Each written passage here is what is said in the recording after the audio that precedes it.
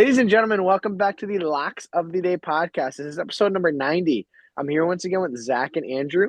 Today we are here to give you week 16 Thursday night football as well as some Saturday football locks, all divisional matchups here. Thursday night football, we have the Rams versus Seahawks. Whoever wins gets the number one seed currently in the NFC. Big game. Actually, the two favorites to win the Super Bowl. Yeah. Rams are the favorites. Seahawks are the second favorites. Seahawks are coming in at a 1.5-point favorites this game, so pretty much even lines. And the over-under is set at 42.5. And going into Saturday, we have the Eagles versus the Commanders, another divisional matchup, like I said, and then with the Packers versus the Bears, a big divisional matchup in that game.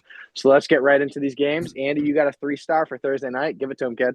Yep. 3-star for Thursday is going to be Rams and Seahawks over 42. Just take the flat line, not the .5. Minus 115. Love the over here. Both offenses can just absolutely roll. A little strange that the line opened at 47.5. Devontae Adams gets ruled out, doubtful, whatever. All of a sudden, 5-point drop to 42.5, which is wild. Vegas going to set that line low. We're going to take advantage. Both LA and Seattle live and die by a passing game, and JSN Cup and Shaheed they might have a field day because Rams struggle against the pass and they give up 160 yards receivers per game, which is pretty bad. I think it's like the fourth worst or third worst in the league. But on the other hand, Seattle is actually the best against the pass, allowing the least amount of receiving yards to receivers, but they do let up the fourth most amount of receiving yards to tight ends. So it's on the lookout for Mr. Parkinson, who's been pretty solid the past couple weeks. He had what three touchdowns in his last two games. He had two last game, like Yep. 75 yards last game. Yeah, he was eating.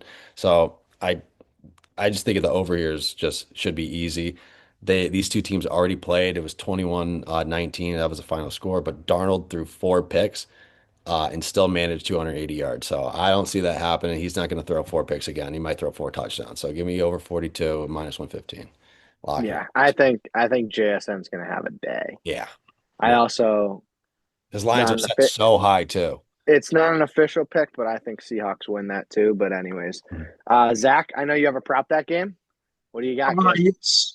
Yes. So what we have, Andrew also mentioned him, but it's going to be Colby Parkinson over There he is. 3.5 receptions at a minus 150. Hmm. Since Tyler Higbee's gone down, he's been a great replacement for the Rams. And it's just kind of seemingly happening now that they're starting to get him really incorporated into the passing game. And I mean, I'm looking at his last about 7 games, and he's gotten 5 receptions, 2 receptions, 4, 5, 5, 7. He's gone over that 3.5 mark, and except for one game in that stretch. And they're going to keep using him. Now with Devontae Adams out, they're going to use him more. Apparently, the books think that Puka Nacua is going to get like 15 receptions because Colby Parkinson has the second most receptions with only 3.5, which is kind of insane. So they either think that Kyron Williams is going to dominate and they're just not going to throw, or Puka's going to get 20 catches and 500 yards. So I don't know.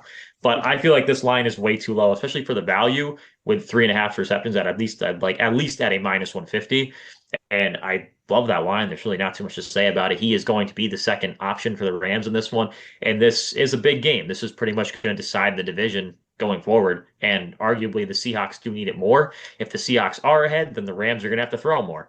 So what does that mean? Parkinson might get more looks. And he got a lot of looks last week. And I can see the same thing this week. I mean, ever since I took this guy to get a touchdown, he's been like unconscious. So I mean, Lights out. I've actually changed someone's career. I ruined Malik Monk's career in the NBA. If you guys know, you know. I ruined that poor guy. I haven't heard anything about him since I did it, so I feel terrible. But I'm glad that I'm, helping someone's career. So, Colby Parkinson over 3.5 receptions, minus 150. We're just gonna roll with it. Yeah, I love it. And with Devontae Adams most likely out, a lot of vacated targets right there. You're talking like 6 to 10 plus targets a game. Sure, Puka's going to get a couple of those, of course, but who else? Hmm. Come on now. There's not many other guys. Parkinson is that guy. He's been proven it the past few weeks. But anyways, we're going to go right into the Eagles-Commanders game. So a little back-to-back picks for Zach. What do you got over there, kid? Oh yeah, we're turning the page real quick. Hold on. Ah, But what I will say is it is going to be a Marcus Mariota over 29 and a half rushing yards at a minus 125. I love Um, I like it in this one. Marcus Mariota's actually been using his feet a lot in a lot of these games with the Commanders, simply because the Commanders' O-line is not that great and he's running for his life. But he also has been making quick reads, which is something that he's gotten better with in his career, and he's just been taking off. And I'm looking at the Eagles' defense in this one, and the one thing that they've struggled with recently is mobile quarterbacks. They played Justin Herbert in 2 weeks ago now, and they gave almost 70 rushing yards in that game to him, and he literally had one hand.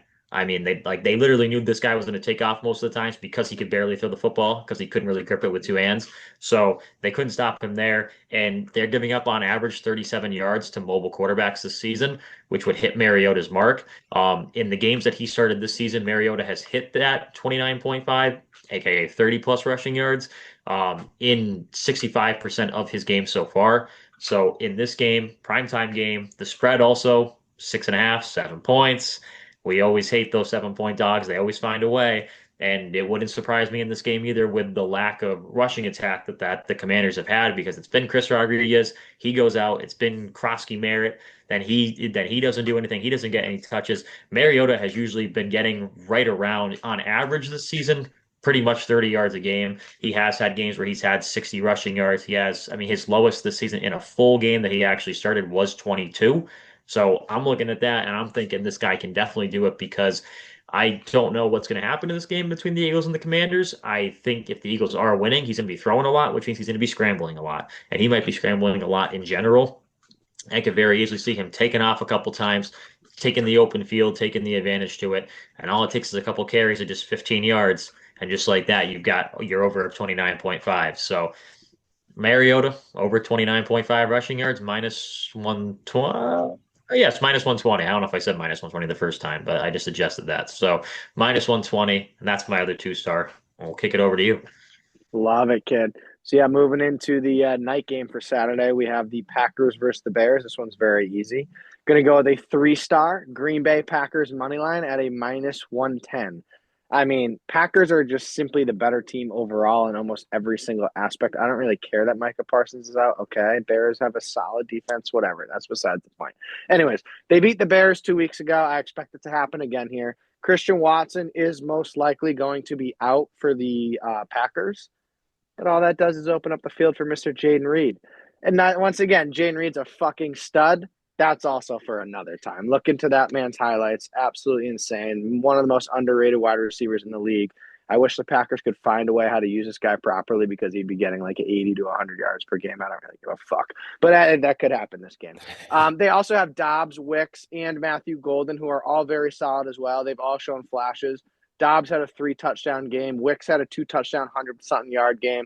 I mean, these guys are talented guys. No, they're not wide receiver ones, but when you have multiple of them on the field, you can't cover them all. So some of them will be getting open. I'll also take Jordan Love over Caleb Williams pretty much any of the day a week. And sure, yes, I will be taking Josh Jacobs over DeAndre Swift or Monangai as well. So pretty much the whole offense I'll be taking on the Packers side over the Bears side. And can we please realize that the Bears have lost to all the solid teams they have played all season except for the Eagles and then the Cowboys, who they beat in week 3? Not impressive, fellas. And Steelers don't count because Mason Rudolph was at QB and the Bears only won by 3. So really not impressed there. If Aaron Rodgers was in, I'm sure they would have lost that game. So in my opinion, Bears fans, I'm sorry, but yeah, you guys are the most overhyped team in my opinion, and I'm not impressed to say the least with what you guys have done this year with your schedule. The Eagles win was good. That's about it. But then the Eagles kind of went on not a good streak. I think they lost like 3 in a row. Mm-hmm. So it's like you beat a team that isn't that impressive. They're not the team that they were last year when they won the Super Bowl. So I'm just not impressed. So I'll lock in the Packers all day in this matchup. 3-star money line, Packers minus 110. You boys got anything else? I'm all set. Love it. There's your little Thursday night football and Saturday locks for you. And then, of course, we're going to roll in this weekend and give you the Sunday picks after we smack these ones up. So, yeah, thank you guys so much for tuning in. The Locks of the Day podcast, episode number 90, and we'll see you this weekend. Peace.